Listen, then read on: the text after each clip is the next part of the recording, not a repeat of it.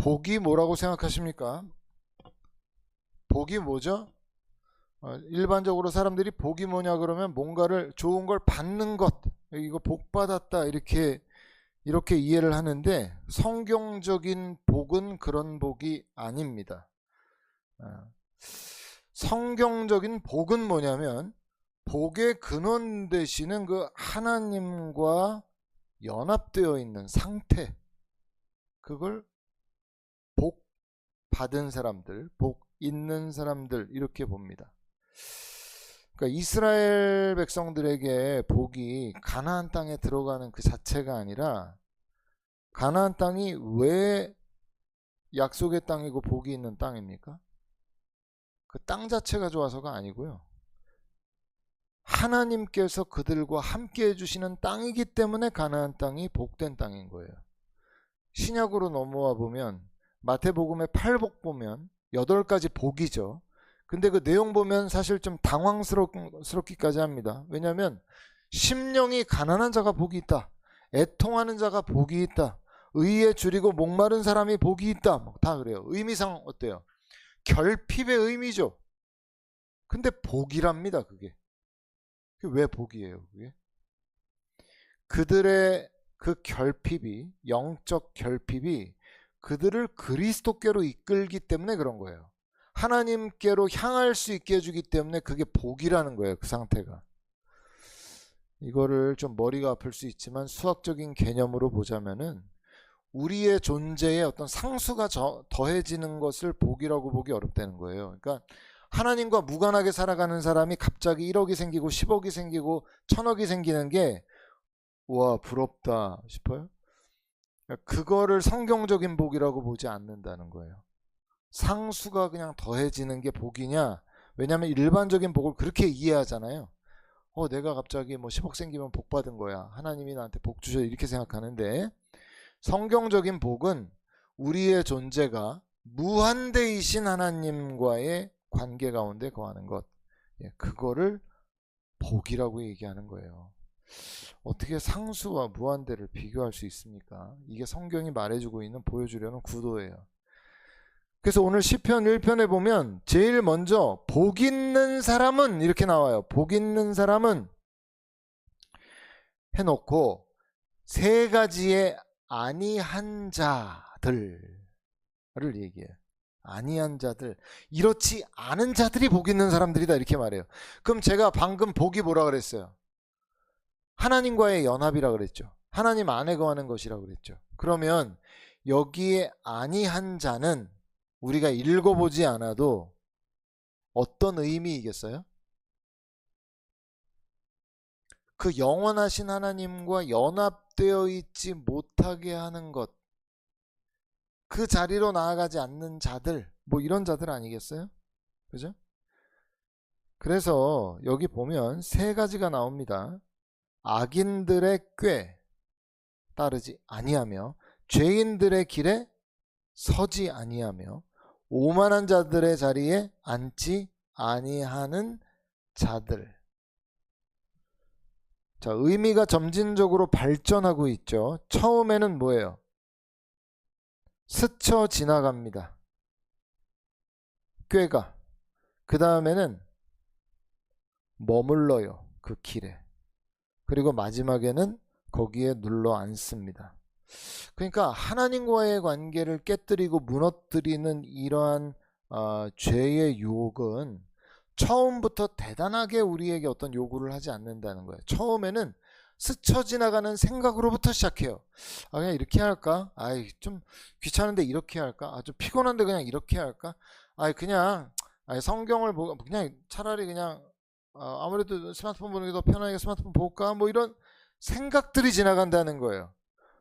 처음에 지나가죠. 그러다가는 그 길 위에 섭니다. 그냥 이렇게 살자, 이 길로 가자, 이렇게 되죠. 점점 하나님이 멀어지죠. 나중에는 거기에 눌러 앉는 거예요. 다윗도 그랬죠. 다윗도 처음에는 옥상을 걸었어요. 여인을 스쳐봤잖아요. 목욕하는 여인을 스쳐봤잖아요. 지나가야 되는데 계속 주목해요. 그 길 위에 서죠.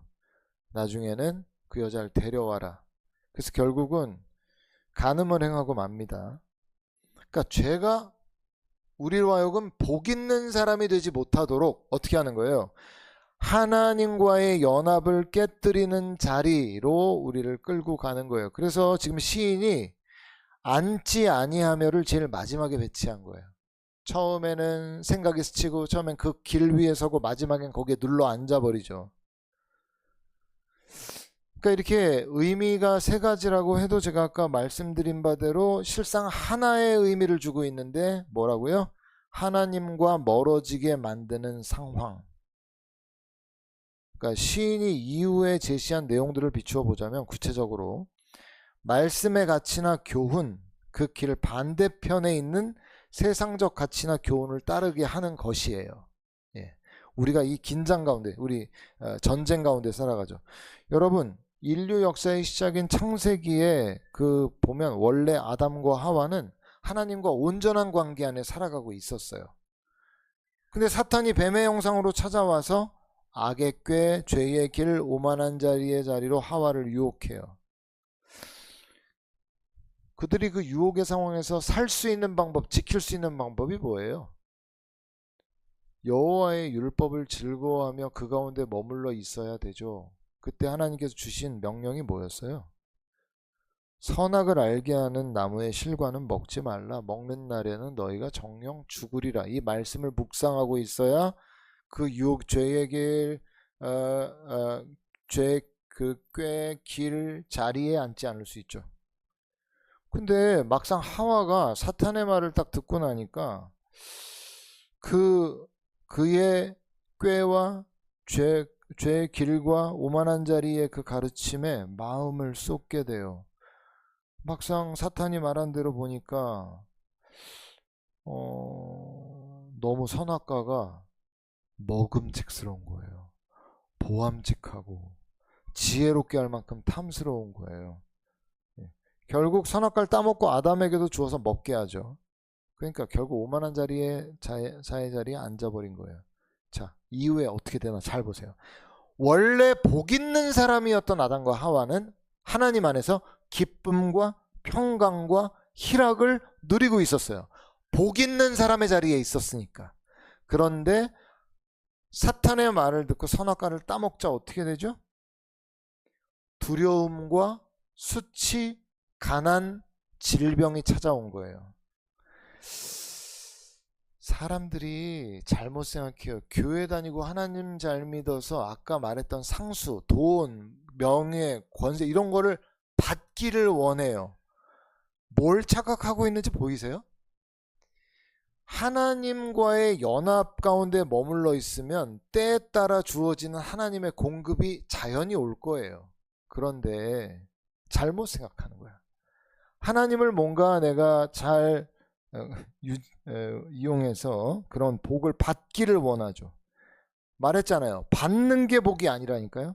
하나님과 함께 있는 게 복이라니까요. 이거는 별로 가치가 좀 당장에 뭔가 권세가 생기지도 않고 명예가 생기지도 않고 돈도 안 생기는 것 같잖아요. 뭔가 받아야 좋아지는 것 같잖아요. 세상은. 예.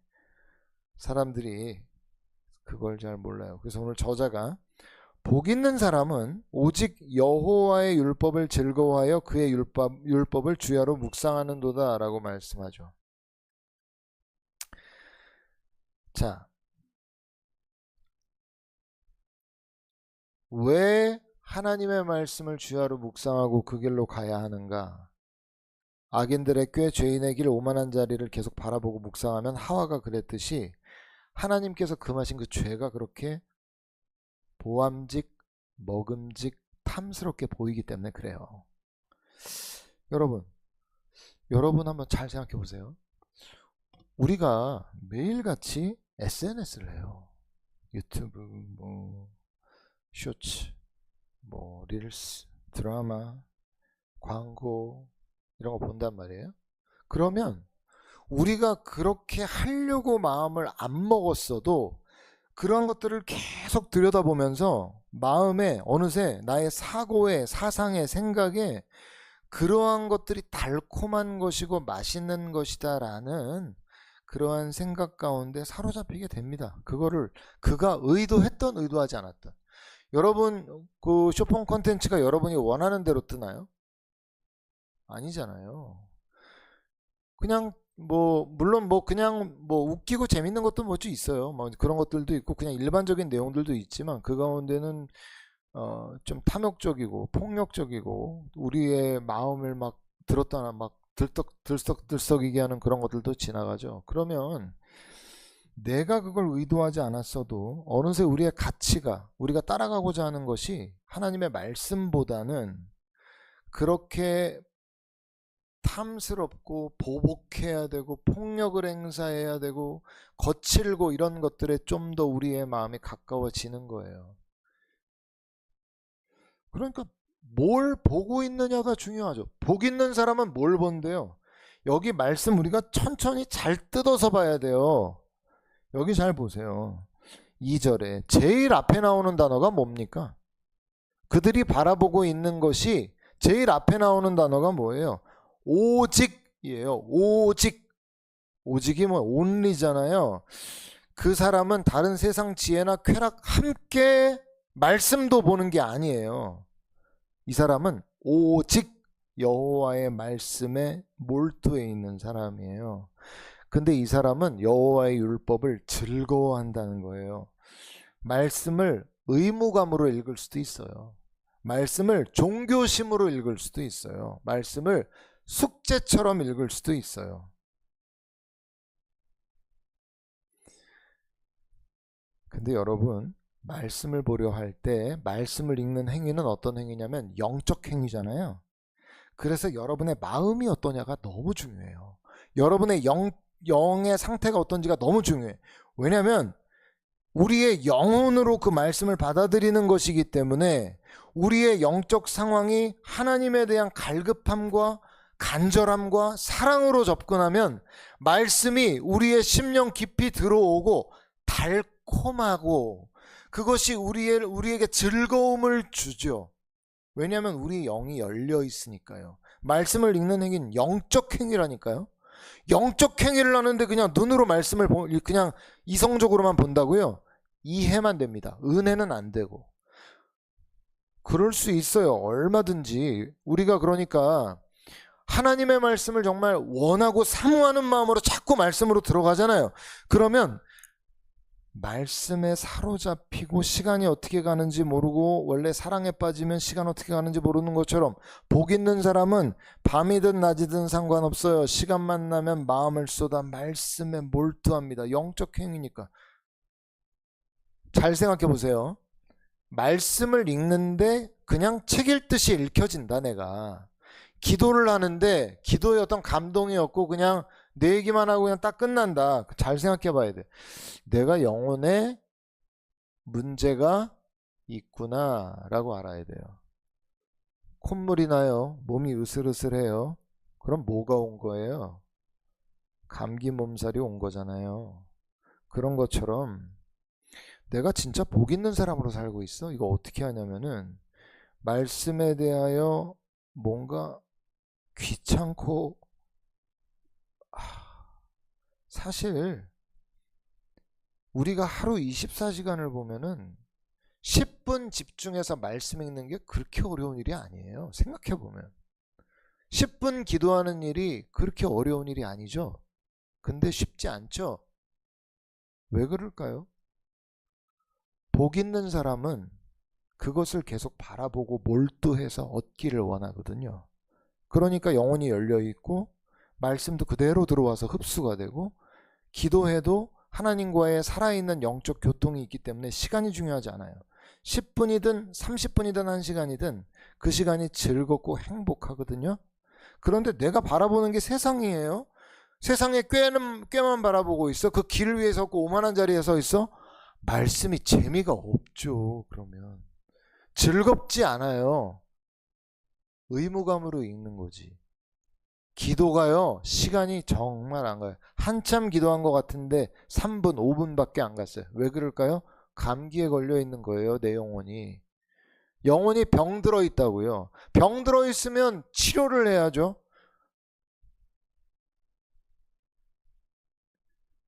나 이거 안 되겠다. 내가 정말 뭘 회개해야 될까요? 감기에 걸렸어요. 뭘 회개해야 돼요? 우리의 방향성이 잘못된 거예요. 회개가 뭔지 아세요? 돌이킴이거든요. 나 큰 죄 안 진 것 같은데? 큰 죄는 안 졌는데 마음은 떠나 있어. 그게 큰 죄예요. 나 물건 안 훔쳤는데, 거짓말 안 했는데, 사람들한테 뭐 이렇게 화 안 냈는데 마음이 하나님으로부터 떠나 있어. 그게 큰 죄라고요. 회개가 뭡니까? 하나님으로부터 떠나 있던 마음을 잡아다가 하나님께로 다시 향하는 게 회개 아니에요? 하나님, 내 마음이 하나님을 떠났습니다. 내 중심이 하나님을 떠났습니다. 하나님, 나 죽게 됐습니다. 나 좀 살려주십시오 하고 돌아가야 되는 거예요. 돌아가야 된다고요. 여러분이 실제로 그냥 졸면서 어영부영 그냥 내가 이게 신앙생활 하는 것 같지도 않고 안 하는 것 같지도 않고 막 이런 상황으로 시간이 가는 게 결코 여러분에게 유익하지 않아요. 명확하게 돌이켜서 명확하게 하나님 앞에서 여러분이 그렇게 5분만 앉아 있어도 그냥 아무런 마음 없이 1시간 앉아 있는 것보다 훨씬 낫습니다. 여러분의 영혼이 완전한 회개를 해서 하나님 앞에 딱 앉으면 여러분의 기도가 달라진다고요. 다시 심령에 불이 붙고 다시 봄이 찾아오는 거예요. 은혜가 다시 차오르는 거예요. 오늘 시인이 그래서 복 있는 사람, 이 사람은 어떠한 환경 가운데에도 말씀에 붙들려서 사는 사람이라고 이렇게 얘기해 주는 거예요. 그냥 얘기하는 게 아니에요. 그래서 가치가 하나님 나라에 있는 사람 있잖아요. 여러분 몰라요? 우리가 서로 만나보면 저 사람 항상 뭐에 몰두해 있는지 대충 안 보여요? 여러분 사회에서 사람들 만나면 저 사람 가치가 뭔지 안 보여요? 하나님의 말씀만 늘 몰두하고 하나님만 몰두하고 있는데 가치가 어디 있겠어요? 그 나라에 있지. 예수님 보세요. 예수님은 늘 하나에 몰두돼 있었어. 그 하나가 하나님 나라였어요. 하나님 나라. 예수님이 성육신 하셔서 동정녀의 몸에 태어나신 것도, 광야에서 시험을 받으실 때도, 십자가에 못 박혀 죽으시기까지, 부활하시기까지 그 모든 과정이 늘 마음, 머리, 생각 모든 것이 오직 여호와의 율법, 하나님의 말씀, 아버지의 뜻에 있었기 때문에 늘 하나님의 뜻이 이루어지는 길을 향해 나아갔던 거예요. 여러분 한번 자신을 보세요. 여러분이 진짜로 진심으로 내가 하나님을 향해 방향을 설정해서 가고 있는지, 아니면 숙제처럼 의무감에 형식적으로 아이고 읽어야 돼 5분, 기도해야 되니까 5분. 여러분 이런 시간은 실상 무의미할 수 있어요. 이걸 비유로 보여줘요. 시인이 우리가 좀 더 깊이 알기를 원하니까 그림 언어를 보여주는 거예요. 복 있는 사람 마치 어떤 사람이냐면 시냇가에 심은 나무가 철을 따라 열매를 맺고 잎사귀가 마르지 아니한 것 같다. 그 그림을 보여주면서 잘 봐. 이 사람은 범사 행하는 모든 일이 형통해 라고 이렇게 얘기해줘요. 생각해 보세요. 강가에 옆에 심겨진 나무들은 걱정할 게 없어요. 왜냐하면 늘 땅 밑에 수분이 풍족하기 때문에. 그래서 언제든 풍성한 열매를 기대할 수 있어. 잎사귀도 파릇파릇하지. 왜냐하면 밑에 계속해서 수분이 공급되니까. 여러분 여기에서 본문에서 말하는 시냇가, 이 물은 하나님으로부터의 공급을 의미하거든요. 근데 아까 제가 서두에 밝힌 바대로 하나님의 권능과 힘은 무한대예요. 그러니까 늘 하나님의 말씀을 묵상하고 그 가운데 하나님의 방향으로 살아가는 사람에게는 영원하신 하나님으로부터 능력과 축복이 계속 공급이 돼요. 그러니까 그의 상황이 어떠하든지 간에 그가 맺는 열매는 계속 하나님 나라의 열매고 그의 영적 잎사귀들도 파릇파릇하죠. 그래서 지금 시인이 그가 맺는 열매와 푸르름이 바로 형통이다 이렇게 말. 형통이다. 원어상 형통은 돌진하다 이런 의미를 갖고 있거든요. 그럼 이 사람이 어떤 사람이래? 하나님으로부터 영적 힘을 받아서 돌진하고 있대. 어디로? 우리 착각하면 안 돼요. 이 말씀의 의미는 우리가 세상에서 하는 어떤 바라는 일이 막 거침없이 그 일이 성취된다. 자, 그런 의미라기보다는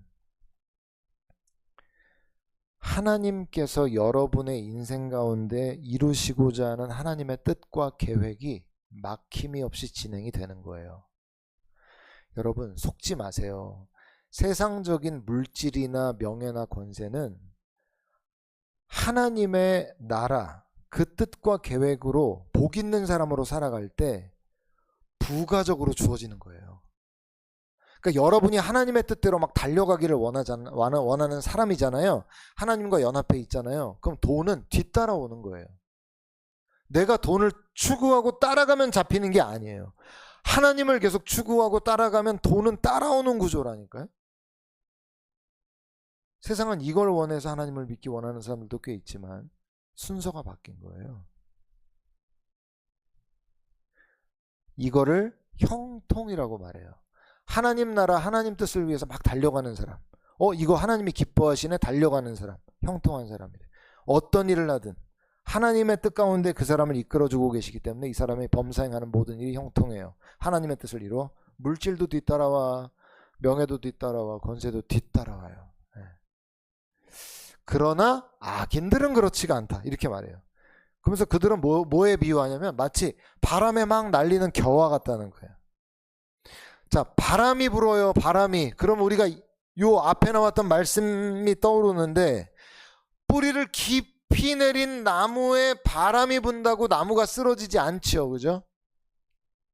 흔들릴 뿐. 그와 대조적으로 악인들은 바람에 날리고 있는 겨에 비유했어요. 겨가 이게 뭘 얘기하는 거죠? 곡식을 타작을 하면 알곡은 빼고 껍데기가 남잖아요. 그 껍데기가 겨예요. 그게. 그 겨가 무슨 무게가 있겠어? 바람이 불면 이리 날아가고 저리 날아가고 해버리고 말죠. 그러니까 자기 존재를 붙들어줄 중심이 없어요. 이 사람은 환경에 따라 너무 업앤다운이 심해. 왜냐하면 뿌리를 여호와께 내리고 있지 않아서. 시대의 바람, 욕망의 바람, 여론의 바람, 환경의 바람에 막 휩쓸려 다닌단 말이에요. 나무는 바람을 맞아도 서 있는데 겨는 바람 자체가 자기의 방향을 결정해요. 여러분, 세상 사람들이 얼마나 쉽게 세상 가치에 따라서, 탐욕적인 욕구에 따라서 이리 흔들리고 저리 흔들리고 살죠. 그 사람들은 때로는 속이고 악한 방식을 동원해서라도 자신의 안위를 지키려고 그래요. 그래서 딱 보면 당장에는 이익을 보며 살아가는 사람들 같죠? 우리 눈에 그렇게 보이잖아요. 악한 방식을 써서 잘 나가는 사람들 있잖아요. 근데 하나님의 눈에 어떻다는 거예요? 바람 한번 후 불면 날아가 버릴 불쌍한 영혼들이다, 이렇게 말씀해 주고 있는 거예요. 여러분, 다윗이 솔로몬에게 왕위를 이어주면서 했던 말이 다른 말이 아니었어요. 아들 솔로몬아, 율법책을 곁에 두고 항상 묵상해라. 그리고 그 길로 가라. 그럼 네가 형통할 거다, 이렇게 얘기해요. 형통을 따라가는 게 아니라 여호와의 말씀을 곁에 두고 말씀을 따라가면 형통이 따라올 거다, 이렇게 얘기한 거예요. 똑같은 얘기잖아요, 지금 시편하고. 그래서 열왕기상 2장 3절에 보면 이런 말씀이 나와요. 내 하나님 여호와의 명령을 지켜 그 길로 행하여 그 법률과 계명과 율례와 증거를 모세의 율법에 기록된 대로 지키라. 그리하면 내가 무엇을 하든지 어디로 가든지 형통할지라, 이렇게 말씀해요.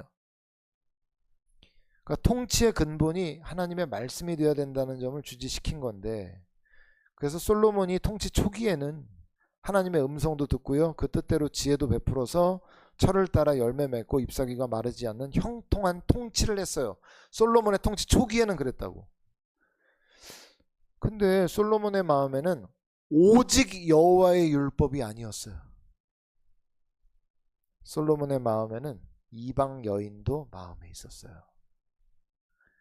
처음에는 바로와 정략 결혼을 통해서 더욱더 국가를 든든하게 세우기를 원했거든요. 처음에는 애굽 여자만 품었죠. 근데 이게 아까 그랬잖아요. 죄인들의 길과 이 악인들의 꾀와 죄인들의 길과 오만한 자리의 이 자리는요, 가만히 있는 게 아니라 점점 확장돼요. 점진성이 있다니까요. 솔로몬이 처음에는 애굽 여인 한 여자였죠. 한둘 한 명 더 한 명 더 이방 여인을 품어서 얼마나 됐다고요? 700명의 후궁과 300명의 첩을 뒀어요. 이방신을 섬기고 있는 여자들을 1000명을 옆에 후궁과 첩으로 뒀어요. 그 여자들이 하루에 한 번씩 바꿔가면서 우리 신 섬기자, 우리 신 섬기자 솔로몬 이러면서 솔로몬을 꼬셔댔죠. 솔로몬이 어떻게 버티죠? 결국 처음에는 악인들의 꾀 죄인들의 길이었는데 결국 오만한 자리에 앉아버려요. 하나님이 나중에 2번이나 나타나서 경고하시거든요. 다른 신 따르지 말아라 경고하시는데 이미 마음이 오만한 자리에 앉아 있었기 때문에 하나님이 직접 나타나셨는데 말을 안 들어요.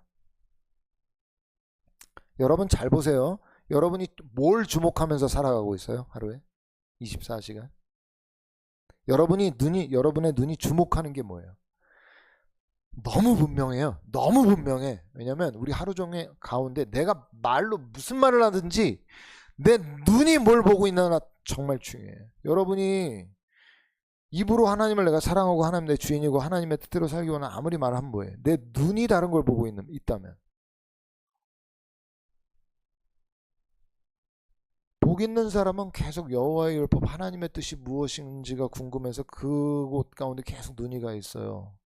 근데 우리 눈 떠 있는 가운데 늘상 스마트폰이나 TV 화면이나 이런 것들을 바라보고 세상의 가치, 세속의 가치를 자꾸 여러분의 마음에 담으면 여러분 아까 말씀드렸잖아요. 내가 그거 의도하지 않았어요, 목사님. 네, 그럴 수 있어요. 그런데 여러분의 눈에 담겨지는 그것들이 여러분의 가치를 결정하고 여러분을 영의 사람이냐 육의 사람이냐라고 할 때 여러분이 그 가치에 끌려다닐 수밖에 없게 만들어요. 네. 이러한 시간이 그냥 그대로 계속 흘러갈 것 같죠. 언젠가 끝이 와요. 그래서 5절 6절은 결정적으로 너희들이 하나님의 최종 심판대 앞에서 복 있는 자와 악인들의 결과가 나뉜다는 거 기억해라 라면서 말씀하시죠. 자, 5절 보세요. 5절 말씀 같이 한번 읽어볼게요. 시작. 그러므로 악인들은 심판을 견디지 못하며 죄인들이 의인들의 모임에 들지 못하리로다. 자,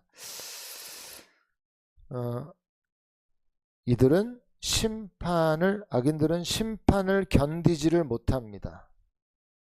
근데 왜 악인들이 자꾸 이 길로 가고 싶어 할까요? 여기 악인들로 규정이 되고 있는 악인의 꾀, 죄인의 길, 오만한 자리의 자리가 나쁜 걸 아는데 왜 글로 가는 거죠? 이유가 뭐예요? 세상적 쾌락과 이익을 주거든요. 사탄이 아무것도 내밀지 않고 거래하자고 하지 않아요. 그렇게 단순한 존재가 아니에요. 사탄은 여러분이 뭘 좋아하는지 알아요. 여러분이 뭐에 쉽게 무너지는지 잘 압니다. 그래서 그것들로 여러분을 무너뜨리려고 하는 거거든요. 그러니까 우리가 이 싸움을 싸우고 있는 거예요. 그래서 저는 어찌 보면 이 땅에서 우리가 살아가는 이 땅의 시간은 자기의 정체성을 드러내는 시간이라고 봐도 무방하다고 봐요. 저는. 정체성 말이 어렵나요? 성을 빼볼까요? 그건 뭐예요? 여러분의 정체가 무엇인지를 드러낸다. 이 땅에서의 시간이. 정체성이라고 하면 정체성? 정체. 여러분의 정체. 나의 정체가 뭐냐?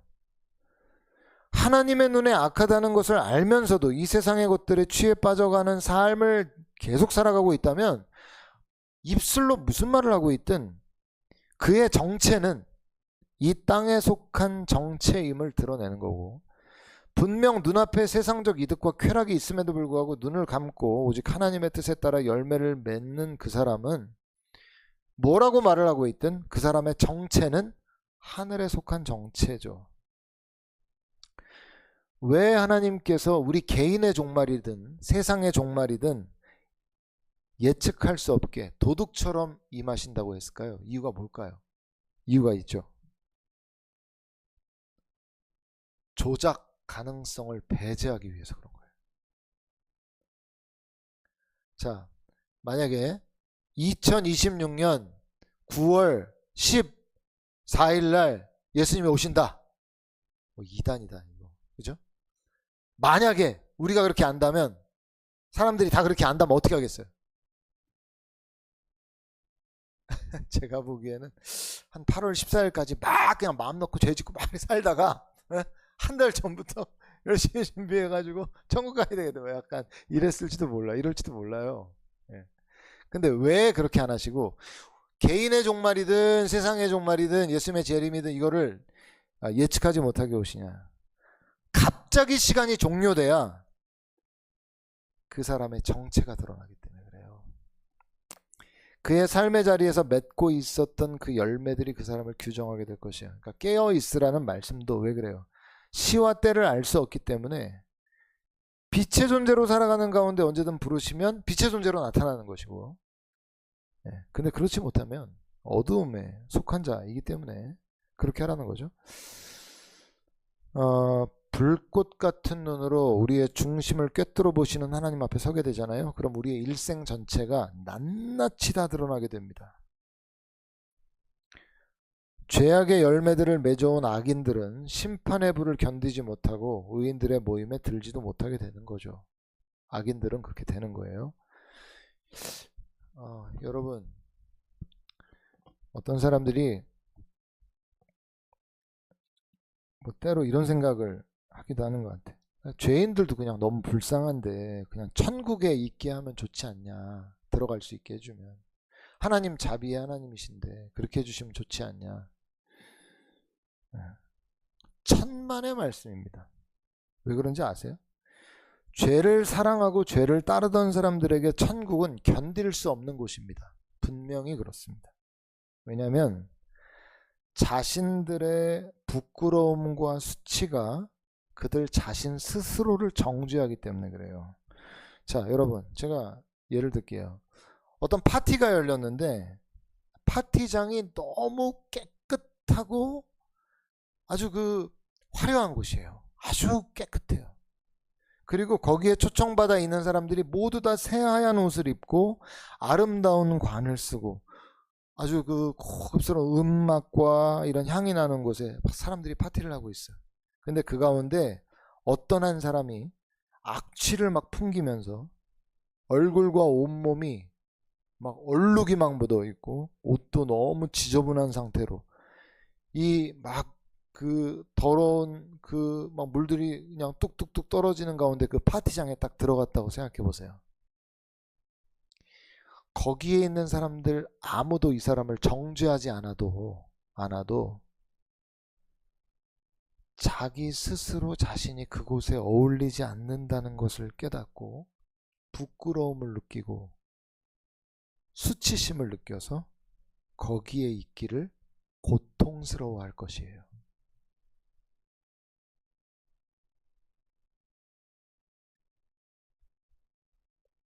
천국은 그리스도의 피로 정결케 되고 그에 따라 합당한 의의 열매를 맺으며 살아갔던 사람들에게 합당한 곳인데, 죄인들을 그곳에 딱 갖다 놓으면 그들에게 그곳은 천국이 아니에요. 고통의 장소가 되는 거예요. 자기와 맞지 않기 때문에.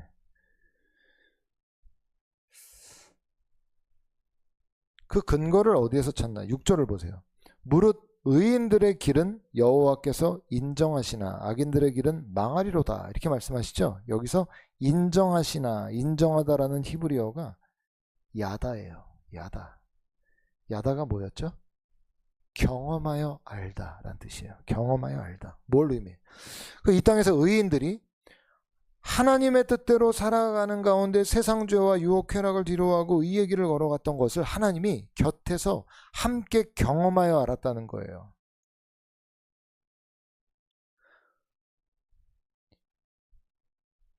여러분, 우리가 이 땅에서 의를 행한다고 돈이 생기나요? 대단히 인정을 받나요? 오히려 손해보는 것 같고 바보 같고 호구인 것 같은 때가 많죠. 근데 하나님께서 우리가 이 땅에서 의의 열매를 맺기 위해서 얼마나 손해보고 어려움 겪고 힘들어했는지를 분명히 내가 곁에서 다 경험하여 알았다. 너와 함께하면서. 그래서 그런 자들을 기다리고 있는 것은 하나님의 심판이 아니라 영원한 나라의 보상이 되는 거예요.